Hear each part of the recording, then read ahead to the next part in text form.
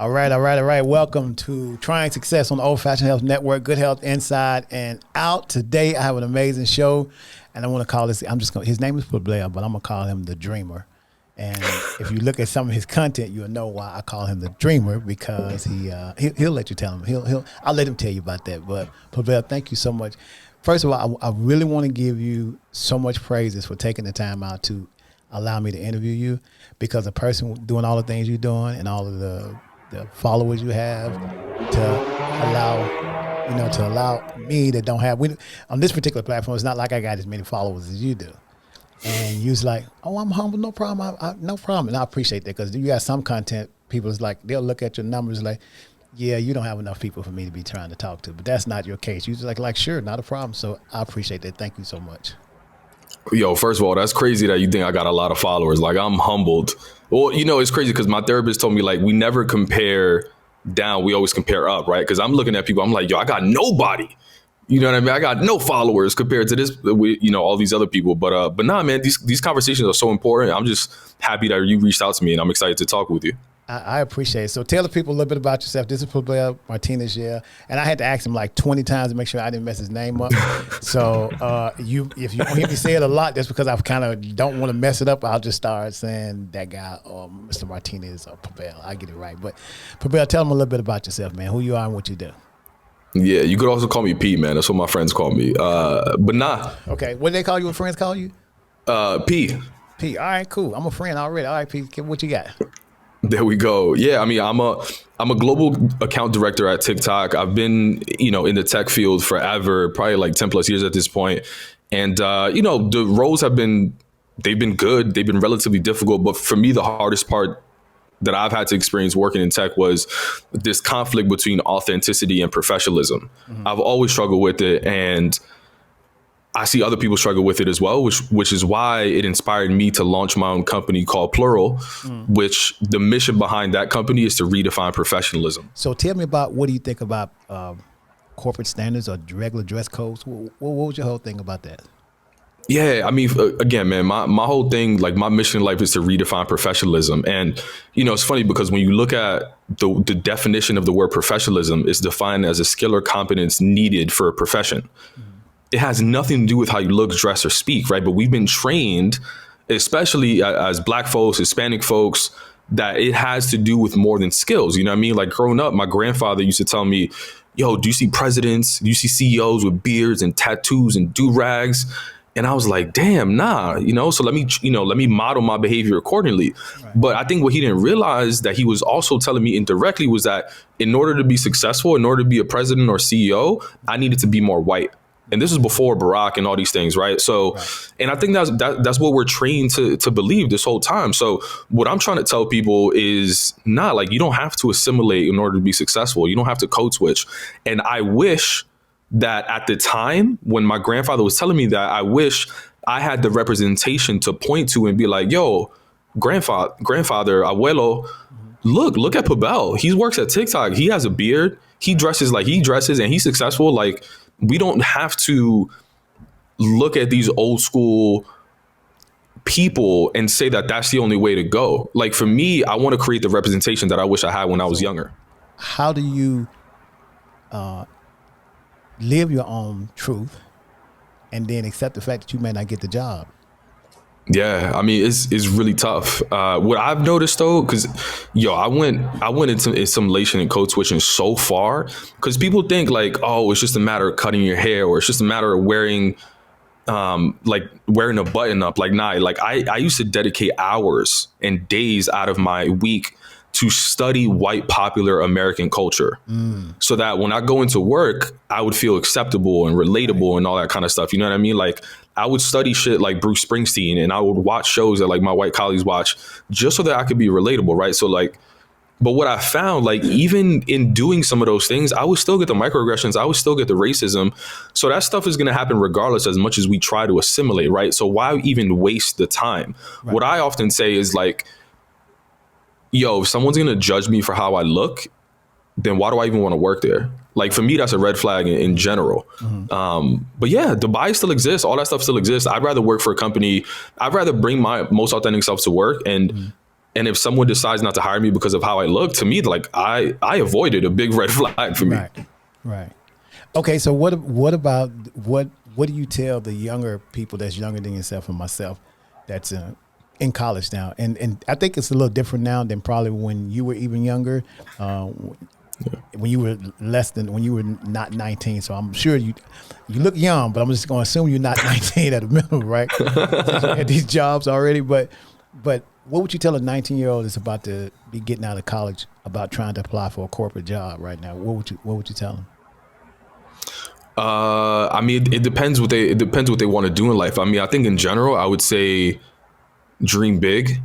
I think often we think about, I want to work for Facebook. I want to work for TikTok. I want to work for these huge companies. What if you create Facebook? What if you create TikTok? I feel like we often don't even, I feel like often we prepare youth for corporate when they can create the new corporate in many ways. Right. So that's some advice that I would give. Now, you're big on mental health as well. Do you think part of mental health has to do with being your authentic self as well? Or what's one of the things you drive home about that? Oh, 100%. Yo, therapy. When my only regret in life is not going to therapy sooner. Okay. The only regret in life, like therapy has helped me in so many ways, both professionally, romantically, personally. One of the things that I was able to learn in therapy, and it sounds so simple, but how to communicate my emotions. I never knew how to do that before, right? And I remember this one instance where at work I was labeled as aggressive, which is like, microaggression. A lot of Black folks get labeled. So I was like, all right, cool. But I had a really interesting conversation with my therapist about it. She was like, well, Pable, were you being aggressive? And I was like, you know what? I probably was. And she was like, yo, that's okay. Have you ever felt unheard by your teammates? And I was like, yo, all the time. I say an idea, no one listens. A white colleague says the same thing with less data to back it up, and they call him a genius. And then they tell me to take the notes, right? And she was like, yeah, no, that makes sense. They say that people that use a louder tone is often the voice of the unheard.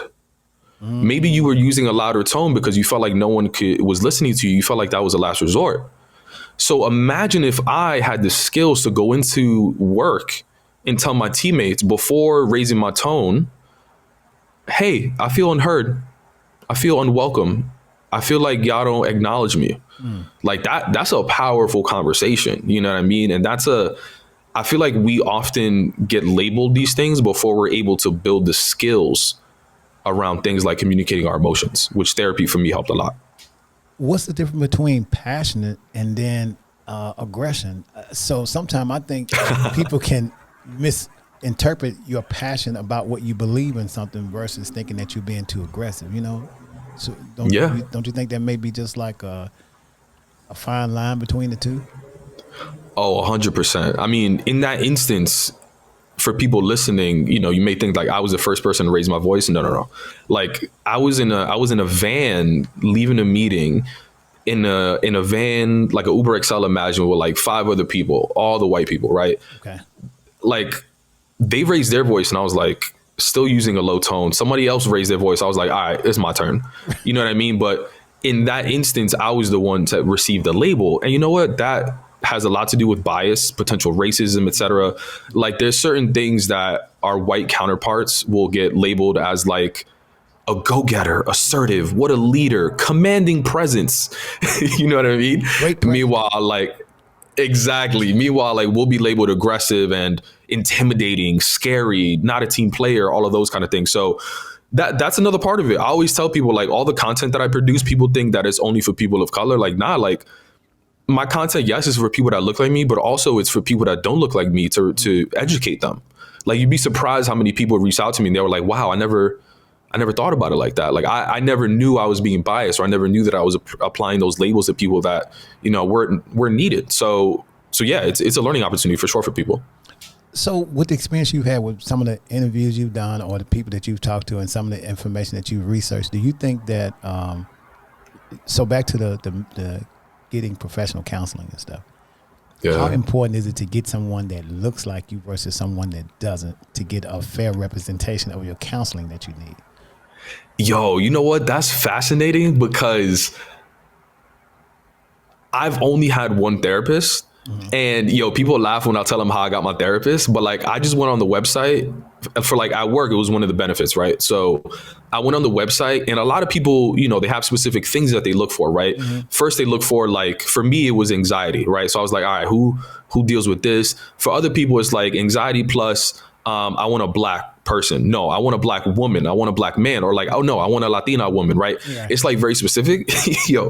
I didn't do any of that. Like, okay.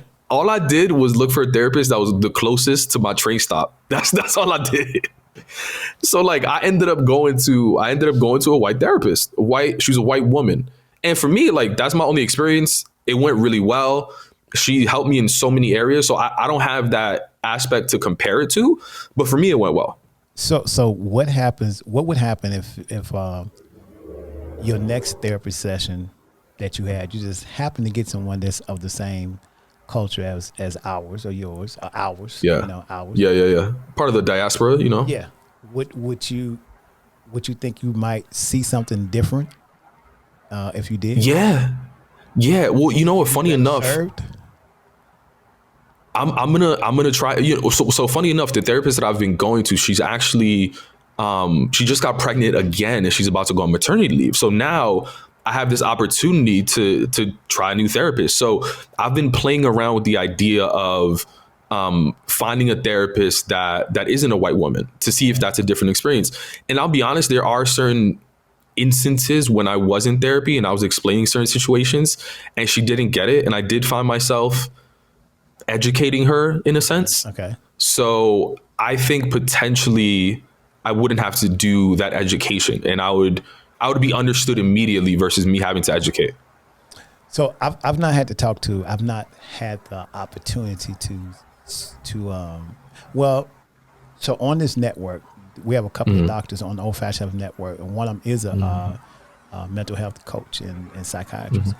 So I don't know if I should say I should not have. I've not had a chance to talk to him, because I get a chance to talk to everybody that's on the network.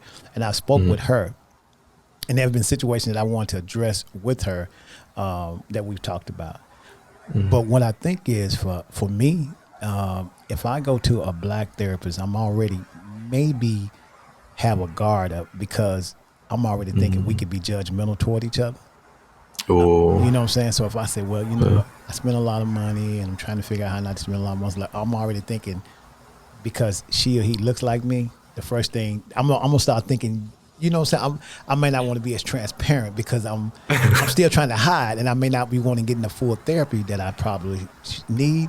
But by the same time, if I go to somebody that doesn't look like me, they may have some biases. So I'm kind of right. That would kind of be hard for me in a sense, because even with talking to the therapist, and I know she's going to see this video, first thing she said, well, you know how we are as our people. Yeah, and she'll try to explain, but she does such a great job. But even we get in a regular family physician. My doctor, my regular family doctor is an Indian guy. And I'm just like so comfortable. I mean, everything's like he tells me, I have great health, but I think my first doctor was a female black doctor. I couldn't do that. I couldn't do the physical, but I was like, I'm not being able to do this. I can't do this physical. She's like, well, I'm not going to be able to do it. I could not. I had to find another doctor, because I just could not allow this woman to do the complete physical that I'm not ready to do it. And I don't know what it was. It just felt, I don't know what that is. Something about it just felt uncomfortable. Yeah, because she looked like me. And if she had been older than me, it probably would have been. If she had been a lot older, she was older than me. If she had been more like a mother figure or grandma, I probably could have did it then, because I would have felt like she's taking care of me. But to be close to my age, no, that's just, no, I couldn't do that. So violated, I couldn't do it. It's just, I don't know, that may be a mental issue that we, as a black person, may have to deal with. So yeah. I'll report back after I get my other therapist. I haven't found one yet. I'm on the search. So you're gonna actively look for someone of the same diaspora, the same culture this time, right? I am. I'm going to try it out. I mean, life is about testing things out. I mean, I'll be honest, like my therapist was phenomenal. Okay. Phenomenal. I mean, there were a couple instances where I felt like I had to explain certain things, but I also have to explain to her why I have, father issues. I have to explain everything to a therapist anyway, right? So for me, it just felt like another part of my life that I had to explain. So I didn't really see it as an obstacle. Like I'll say I got so much benefit out of that relationship compared to like the potential education that I had. But I am curious to know what it's like to talk to someone in therapy that looks like me as well. I can't listen. You got to promise me you're going to call me when we do this, because I want to hear. There's going to be a part 2 to this story. I want to see what that was like for you. So Sounds good. So what do you think the state of the country is in right now, based on all of the information that you received and some of the stuff you had on your TikTok and everything? What do you think the state of the country is in right now, based on what you could see? Yeah, I mean, that's a broad question. I mean, in my space, when I think about professionalism, though, and authenticity, I am starting to see the tide shift a little bit, where people are a little bit fed up with hiding who they are, with assimilating. And I think it has to do with, COVID, people working from home, people just overall feeling a little bit more comfortable embracing who they are. And it's now at a point where companies are trying to hold on to their employees so badly because everyone's quitting, like they're willing to do certain things, right? So it's providing a little bit more flexibility. And also people are just a lot more comfortable bringing themselves into work. Like I have so many women that DM me and I speak to, and they're like, yo, if it wasn't for COVID, I would have never worn my natural hair to work on a call with clients. You got like a whole bunch of those type of things. I mean, it's the first time we're video conferencing and we're in many ways like inviting people into our homes. Right. You know what I mean?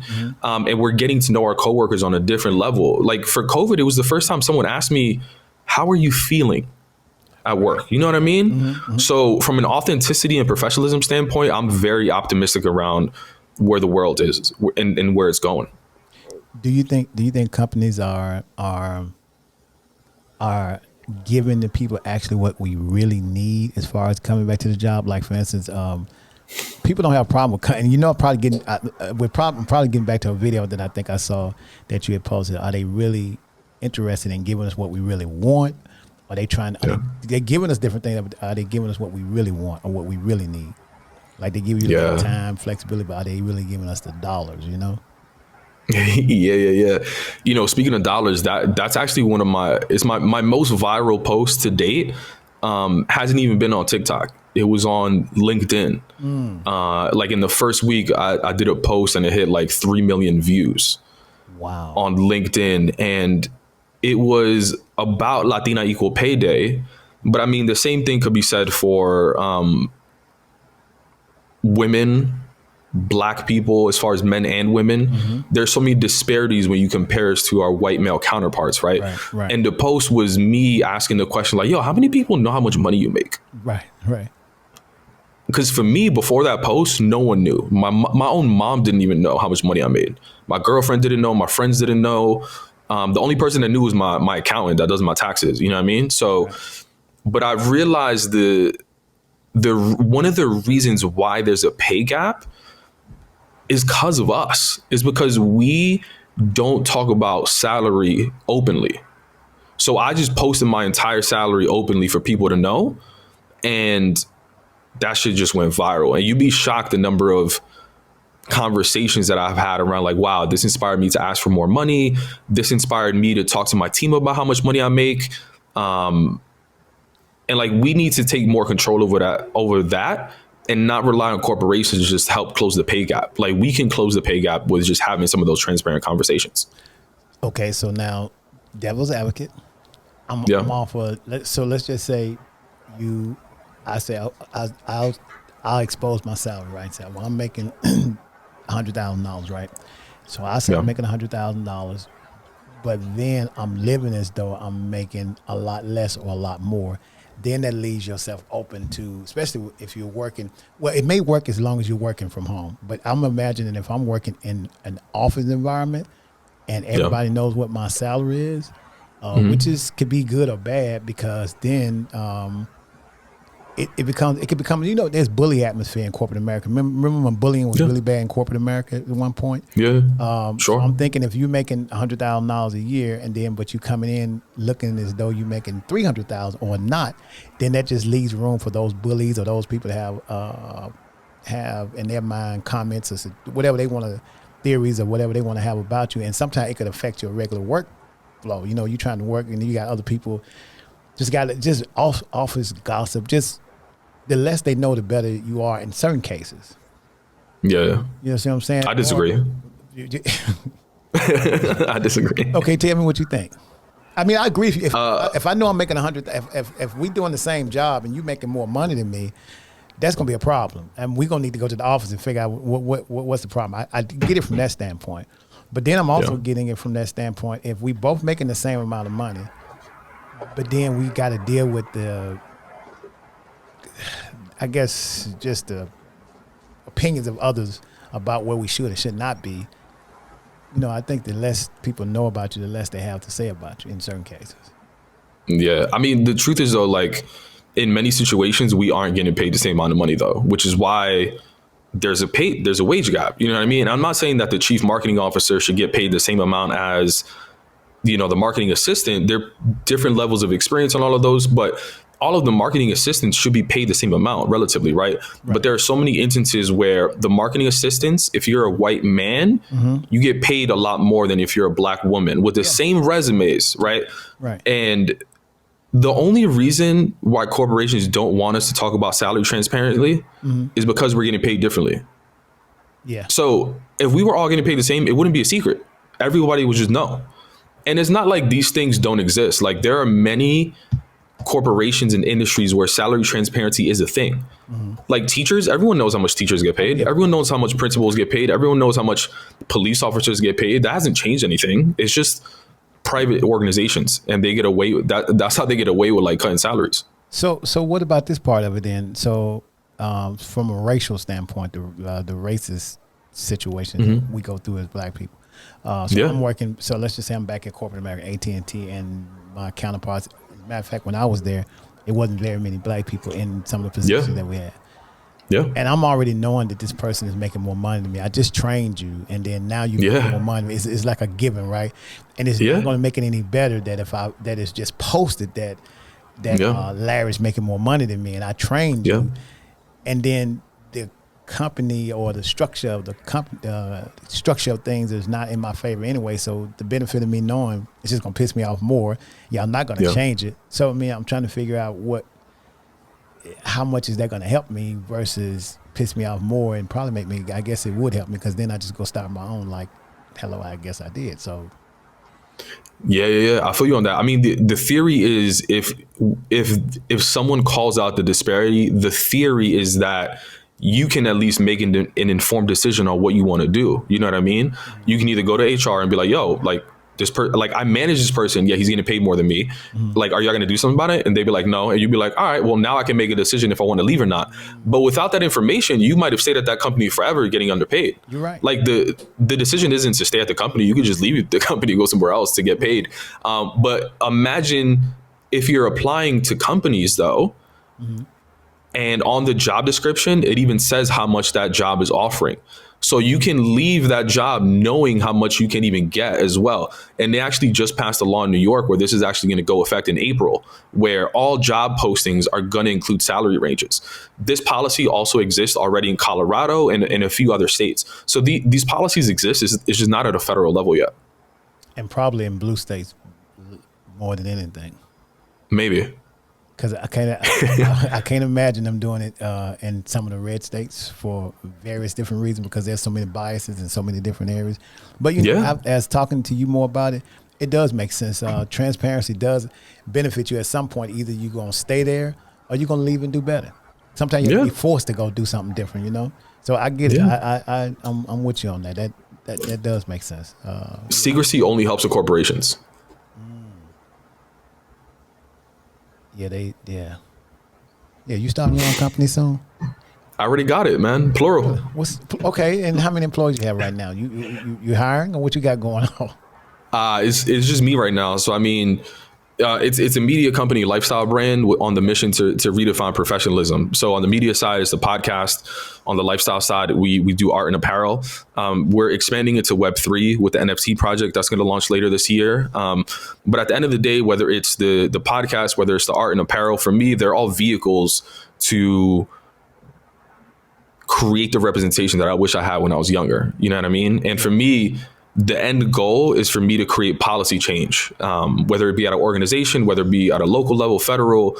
But I would love to be the reason why like certain policies change when it comes to professionalism. Okay, this is my final question because now you mentioned NFTs. Yeah. Okay. What's your thoughts on NFTs? How what do you think that's going to be in the next 2 years? Because it's already moving fast. I'm trying. What do you think it's going to be like in the next 2 years? And what are the pros and the cons? That's what I want to know. Yeah, I love it. I think it's the future. I think you're already seeing a lot of companies dedicate resources to it and go into this space. And right now, I think you're seeing the use cases for just digital art, but it's going to expand to a lot of different areas, industries, products, etc. The cons, the pros, I think it puts the wealth and the ownership into the individual or creator's hand versus the corporation's hand.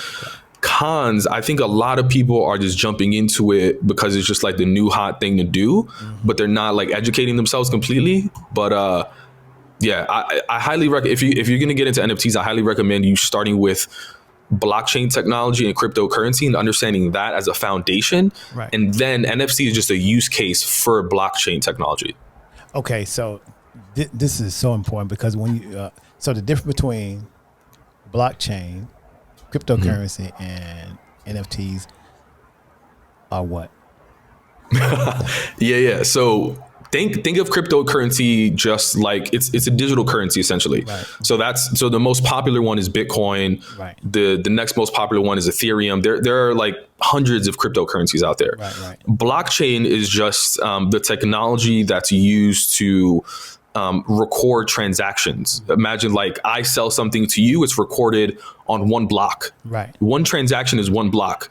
So let's say you make another transaction, that's another block. And these blocks are all attached to each other, creating a chain, blockchain. Right. So NFT, if I sell an NFT, then that's a block. And it just keeps being attached to this blockchain. And this blockchain is endless. Imagine like every single transaction just gets added to the blockchain. And it just creates this record system that is very difficult to hack compared to credit cards.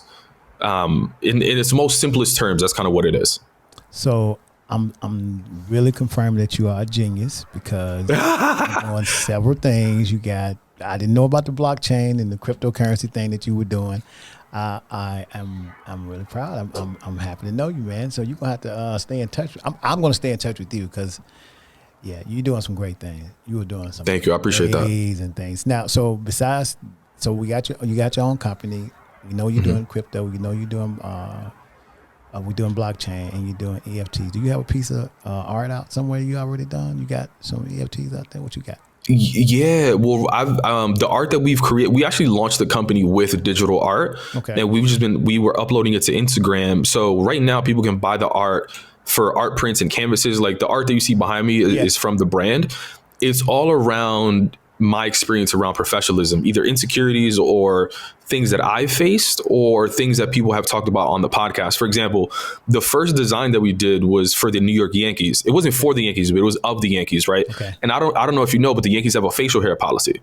No, I didn't know that. They don't allow their players to have beards, dreads, afros, braids. Your hair can't even be past a certain length. And it's all around this idea of what a professional is supposed to look like, right? So I'm trying to change that stereotype. I'm trying to reimagine what people would look like in certain professions if they were allowed to be their most authentic self, right? So I've been doing that in the physical world. I'm going to release this digital art in the through NFTs as well. Okay. And again, everything goes back to redefining professionalism. I want people to look at that and be like, oh shit, I didn't know a doctor, a firefighter, a lawyer, a baseball player could look like that, because we've been trained to believe that we have to look a certain way. The most benefit for me for that is it definitely helped our culture of people in my mind, because we try so hard to be what is acceptable. So if it's going to benefit anybody the most, I would have to believe that it's going to help our culture, because Yeah. there's too much we have to do to try just to get to. We ain't even talking about getting to the table. Let's just get in the house first, and then we'll just take a place where we can get one. But doing what you're doing will make a major difference. Major difference. That's what I'm trying to do. I'm trying to create that representation. I appreciate what you're doing. I really do. You got to come back on this podcast. No, I think I'm supposed to be on your podcast next. Because then I can tell you all the things I'm doing. I'm at that time. Dope. Thank you so much, man. Please tell people how they can reach out to you, how they can find out all your information, whatever you want to share, NFTs, whatever you want to share, have at it. Yeah, you can follow me on Instagram or TikTok at Plural. That's PLURAWL. You can also add me on LinkedIn at Pable Martinez. And there's a lot of updates coming in 2022. Okay. All right. Where did you come up with the name Plural? How does the name? Yeah. So plural without the W. Okay. If you really break it down, it really just means more than one, right? Okay. And plural is actually the same word spelling wise and meaning in both English, Spanish, and Portuguese, right? Major languages spoken in Latin America. Mm-hmm. So I wanted to show people that you don't have to be the same singular version that you see in corporate America. You can be successful and be yourself, hence plural, more than one. Okay. All right. Man, thank you so much for being on the show. I really appreciate you. Look forward to hearing from you soon. You'll be hearing from me soon, if nothing else. All right. I appreciate you, man. Thank you so much for being on the show. Have a great rest of the week and try to stay warm. Thank you. You as well. Bye. All right. Later.